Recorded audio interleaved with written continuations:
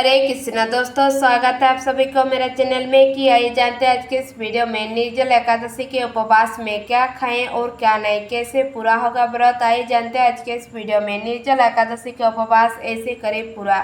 निर्जल एकादशी का व्रत एक अत्यंत महत्वपूर्ण और कठिन व्रत है जो ज्येष्ठ माह के शुक्ल पक्ष की एकादशी तिथि को रखा जाता है। इस व्रत को पांडव एकादशी या भीमसेन एकादशी के नाम से भी जाना जाता है, क्योंकि पौराणिक कथा के अनुसार पंच पांडव में से एक भीमसेन ने भी इस कठोर व्रत का पालन किया था। यह एकमात्र एकादशी है जिसमें अन्न के साथ साथ जल का भी पूर्णतः त्याग किया जाता है। निर्जला का अर्थ ही है बिना जल के। ऐसे मान्यता है कि वर्ष भर की सभी 24 एकादशियों का पूर्ण फल केवल एक एकादशी निर्जला एकादशी का व्रत करने से ही प्राप्त हो जाता है। यह व्रत सभी प्रकार के पापों से मुक्ति दिलाता है और मौज भजन करने वाला माना जाता है। इस व्रत को करने से व्यक्ति को दीर्घायु और आरोग्य की प्राप्ति होती है और भगवान विष्णु की कृपा से सभी मनोकामनाएं पूर्ण होती है। पंचांग के अनुसार ज्येष्ठ माह के शुक्ल पक्ष की एकादशी तिथि 6 जून दिन शुक्रवार को सुबह 2:15 पर शुरू होगी और अगले दिन 7 जून दिन शनिवार सुबह 4:47 पर समाप्त होगी।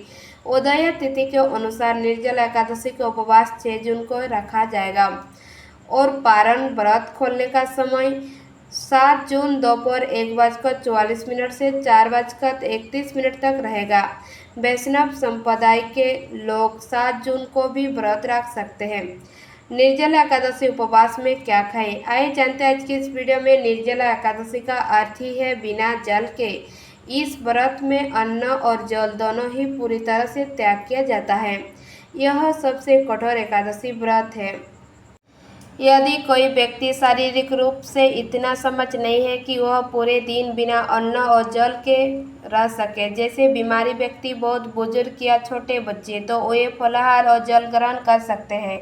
लेकिन यह तभी करना चाहिए जब आप निर्जला व्रत रखने में बिल्कुल असमर्थ हो।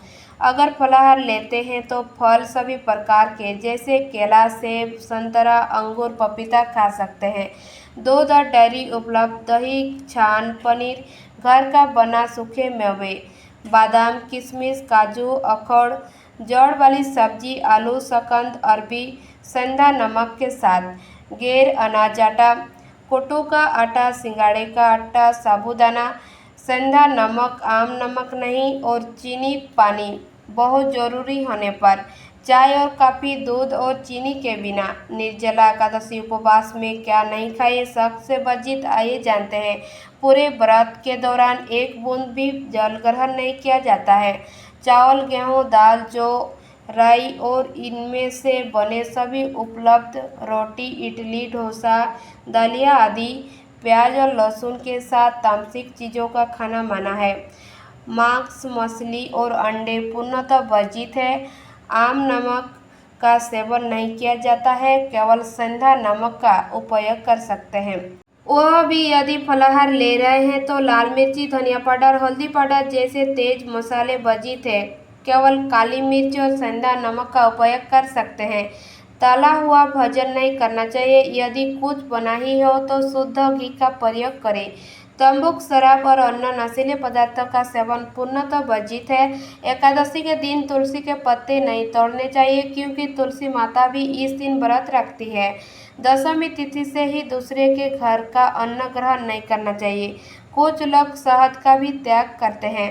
निर्जल एकादशी व्रत कैसे पूरा होगा, आइए जानते हैं। 5 जून को दशमी तिथि को सूर्यास्त से पहले स्वस्तिक भोजन करें। दोपहर के बाद अन्न ग्रहण न करें और ब्रह्मचर्य का पालन करें। सूर्योदय से पहले उठकर स्नान करें और स्वस्थ वस्त्र धारण करें। भगवान विष्णु का ध्यान करते हुए निर्जला व्रत का संकल्प लें। संकल्प में अपनी मनोकामना कहें। घर के मंदिर को साफ करें और भगवान विष्णु की प्रतिमा या चित्र स्थापित करें। उन्हें पीले फूल, तुलसी दल, दशमी को तोड़े गए चंदन, धूप, दीप और भोग, फल, मिठाई अर्पित करें। पूरे दिन अन्न और जल का त्याग करें। यदि आप बिल्कुल असमर्थ हैं तभी ऊपर बताए गए फलाहार और जल का सेवन करें। दिन भर भगवान विष्णु के मंत्र का जाप करें, जैसे ओम नमः भगवते वासुदेवाय नमः। मन को शांति रखें और पूरे विचार, क्रोध या झूठ से दूर रहें। विष्णु सहस्त्र का पाठ करें या सुने। निर्जला एकादशी व्रत की कथा अवश्य पढ़े या सुने। संभव हो तो रात्रि में जागरण करें और भगवान विष्णु के भजन कीर्तन करें। इस दिन जमीन पर आराम करना शुभ माना जाता है, इसलिए बिस्तर पर न सोए। द्वादशी के दिन करें व्रत का पारण। द्वादशी के दिन सूर्योदय से पहले उठकर स्नान करें और भगवान विष्णु की पुनः पूजा करें। ब्राह्मण या जरूरतमंद को अपनी सामर्थ्य के अनुसार अन्न, जल, वस्त्र, छाता, पंखा, जूते, फल आदि का दान करें। इस दिन जल से भरा कलश दान करने से विशेष पुण्य मिलता है। व्रत का पारण द्वादशी तिथि के शुभ मुहूर्त में ही करें। 7 जून 2025 को पारण का शुभ मुहूर्त सुबह 5:26 से सुबह 8:11 तक रहेगा। सबसे पहले थोड़ा जल और तुलसी दल चरण अमृत ग्रहण करें। इसके बाद चावल का सेवन करके ही व्रत तोड़ना चाहिए।